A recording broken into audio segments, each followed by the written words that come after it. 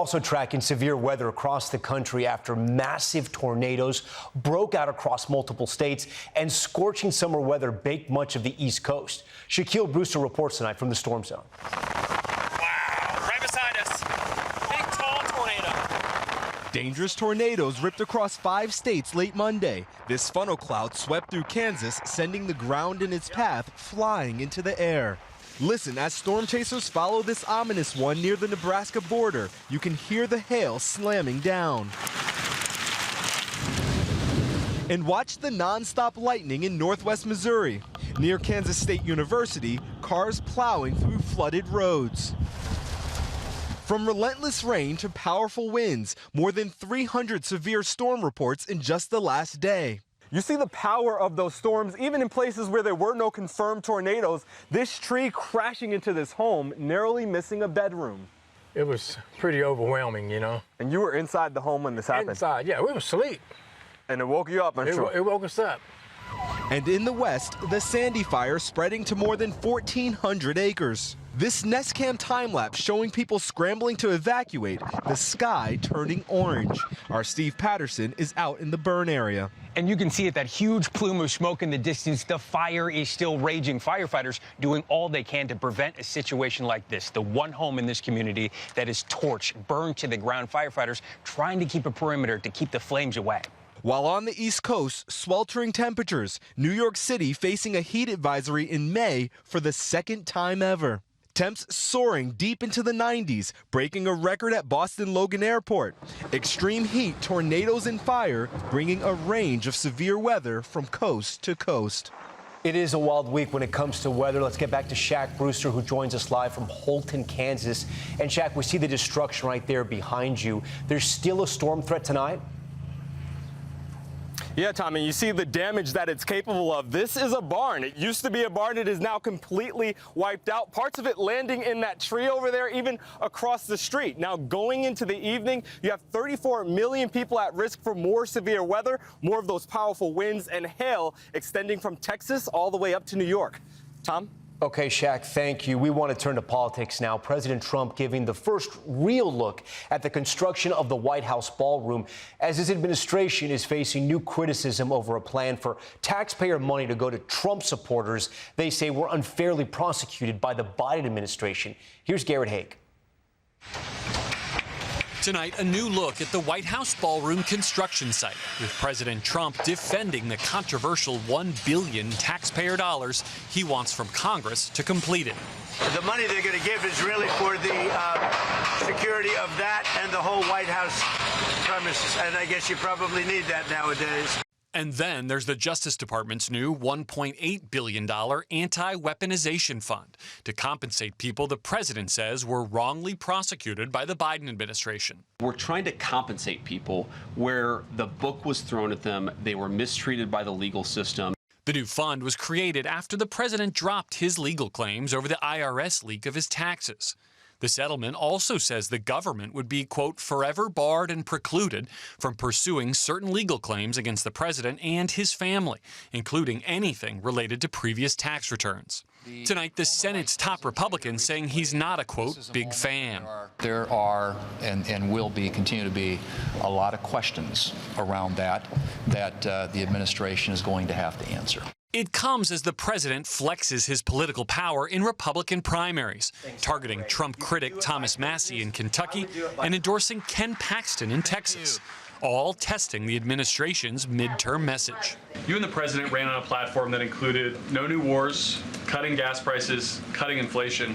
What do you say to people who are going to the polls today and who feel like those promises are unkept? Well, I'd say a few things. First of all, we've delivered great wins for the American people. We ran on delivering tax cuts to the American people, which we did. We are very aware that because of what's going on in the Middle East, gas prices have gone up, and a lot of Americans are struggling because of that. Our view is that it is a temporary increase. And in Pennsylvania, a small explosion near a polling site. Police say there's no sign it was election-related. All right, Garrett, I know you're tracking a lot of headlines, and you have some new reporting on Cuba and a potential indictment from the Trump administration. Yeah, that's right, Tom. Two people familiar with the investigation tell us that Raul Castro, the powerful former authoritarian leader and brother of the late Fidel Castro, is expected to face federal charges, which would be announced tomorrow in Miami on Cuban Independence Day. Tom? A significant escalation of that tension with Cuba. All right, Garrett, thank you. We're going to turn out to those Americans quarantining at a Nebraska medical facility after being exposed to hantavirus. The CDC had been saying that quarantine was voluntary. Now the agency says they're not allowed to leave. Here's Maggie Vespa. Tonight, 2 American passengers exposed to hantavirus on this cruise ship blocked from leaving this Nebraska hospital. The CDC confirming it's now implemented quarantine orders and is requiring all 18 passengers remain in isolation here until at least May 31st. This after the New York Times reported a passenger named Angela Perryman, who said she's tested negative and has no symptoms, made plans to travel to Florida and isolate at an Airbnb, something local health officials said last week people would have the option to do. We want to do this in the least restrictive way possible. But yesterday, the Times reported Perryman received a federal order requiring her to stay, saying leaving would constitute a probable source of infection to other people. Perryman, who declined our interview requests, told the Times health officials said they'd contact law enforcement if she tried to leave. Meanwhile, as needed supplies arrive amid Africa's surging Ebola outbreak, Dr. Peter Stafford, the American surgeon who's tested positive, landing in Germany moments ago to receive specialized emergency care. The missionary group he was traveling with believes he was exposed operating on a patient in DR Congo 1 week before the outbreak was announced. So he operated on this patient not knowing that there was an Ebola outbreak brewing? That's correct. That's correct. I'm very concerned. I'm praying all the time. They say Stafford's wife, Dr. Rebecca Stafford, their 4 children, and a 3rd American physician are also under quarantine, as the World Health Organization says it's now tracking hundreds of suspected Ebola cases and deaths. Maggie Vespa, NBC News. Back here in Virginia, a new trial for the former assistant principal of the school where a 6-year-old shot his teacher. She could be the first administrator convicted over a school shooting. Stephanie Gosk has that story. Tonight, a first-of-its-kind criminal trial. A school administrator accused of not doing enough to stop a school shooting. Ebony Parker, the former assistant principal at Rich Neck Elementary in Virginia, is facing 8 counts of felony child neglect, 1 count for each bullet in the 9mm handgun brought into her school. I looked over, a gun was pointed right at me. He was holding a gun, the student, and it was pointed right at me, and then I was shot. Abigail Zwerner was a first-grade teacher at Rich Neck when a 6-year-old in her class brought in a gun and shot her, the bullet going through her hand and lodging 2 centimeters from her aorta. These are the chaotic moments right after the January 2023 shooting. Zwerner was awarded $10 million in a civil trial last year, but now the stakes for Parker are even higher with this criminal trial, facing up to 40 years in prison. In opening statements, the prosecution pointing out the danger to everyone the day of the shooting. This case is about the 19 children whose lives were endangered in that moment, but in the moments before as well. Parker pleaded not guilty to the charges, and her defense team is laying a lot of the blame on Zwerner. Who was the person that saw these events from beginning to end? That was the teacher, Ms. Zwerner. But according to the grand jury report, Parker ignored 4 warnings of a potentially dangerous threat. I went to Dr. Parker and I told her that 2 girls came to me and said that JT had a gun in the bag. Less than 2 hours later, according to the grand jury, the first grader shot his teacher. Stephanie Gosk, NBC News. And tonight we have some new video we want to show you of that deadly UPS crash in Louisville, Kentucky from November. You can clearly see the moment the left engine of that plane detaches, then goes up and over the plane itself before it crashes into several businesses on the ground, killing 11 people and all 3 pilots on board. Investigators say metal fatigue caused the engine to break free. When we return in 60 seconds here on Nightly News, the woman who fell to her death when she stepped into an open manhole on one of New York's most famous avenues. So why was it exposed? That's next. We're back now with a nightmare scenario. A woman stepping out of a car on New York's famous Fifth Avenue and plunging down a manhole to her death. Sam Brock has the new details on how this could have happened. Tonight, it's a tragic mishap in Midtown Manhattan. A woman walking right into an open manhole on Fifth Avenue. I saw this lady get out of her black SUV, and I saw her get out, close the door, and she took a step forward, and it was like she vanished. It all unfolded last night. Carlton Wood was headed to work at a nearby hotel and immediately checked on the victim, now identified as 56-year-old Donika Gotsai, whose devastated son also confirmed her identity to NBC New York. Wood calling 911 as she cried. What did you hear when you looked over?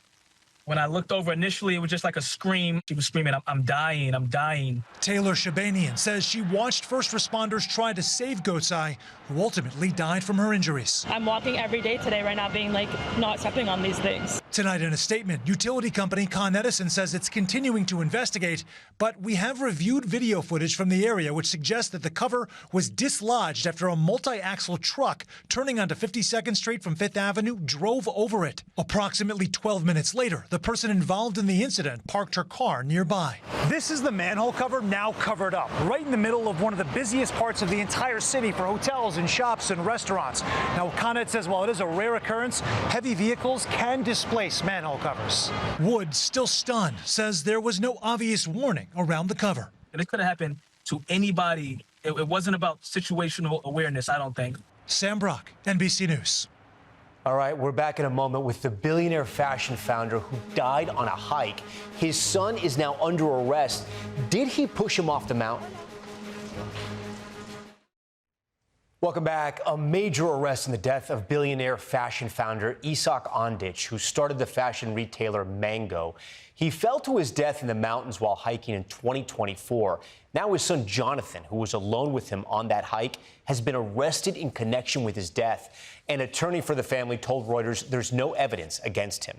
And look at this. Dozens of beachgoers forming a human chain in the Rockaways in New York to search for a missing swimmer. One person was pulled out alive from the surf, but another is still missing tonight. And take a look at this video from a school bus in Norfolk, Virginia, when the emergency back door swings open and a child falls out. The school district says the student was injured while horseplaying. The bus driver no longer works with the district. Okay, when we come back tonight, it is never too late. Billie Jean King graduating college 65 years after she started. What she told me about how her greatest accomplishments are still to come. That's next. Finally, there's good news tonight for Billie Jean King. We know she's got the heart of a champion, and now at 82, showing us she's still taking on challenges. Mrs. Billie Jean King of America, the new queen of tennis. On the court, tennis icon Billie Jean King could take down any opponent. But in life, she had one match she couldn't quite finish. Until last night, when at 82, she finally finished college and got to walk across that stage. It is a privilege for me to be here as a member of your graduating class. Yeah, baby! King earning a degree in history from Cal State LA. She first enrolled in 1961, the best female college tennis player at the time, but in those days, there were no scholarships for female athletes. Her education eventually had to take a back seat as she rose to become #1 in the world. It is important to me to finish what I started. I like completing things. It's like shaking hands at the net after a match. Tennis is a global sport and it became my platform. But equality was my dream to make the world a better place. Just last month, she told me her legacy was far from complete. Right. You know, you fought for women, you fought for women's sports, incredible tennis player, and then also someone who was an advocate for LGBTQ rights. Do you kind of look back at your life and say, this was my greatest accomplishment?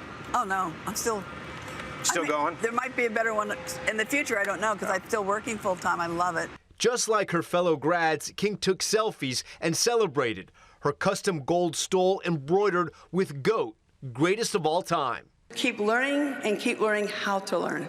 Si se puede. Yes, you can. Congrats to Billie Jean. That's Nightly News for this Tuesday. I'm Tom Llamas. Thanks so much for watching. Tonight and always, we're here for you. Good night.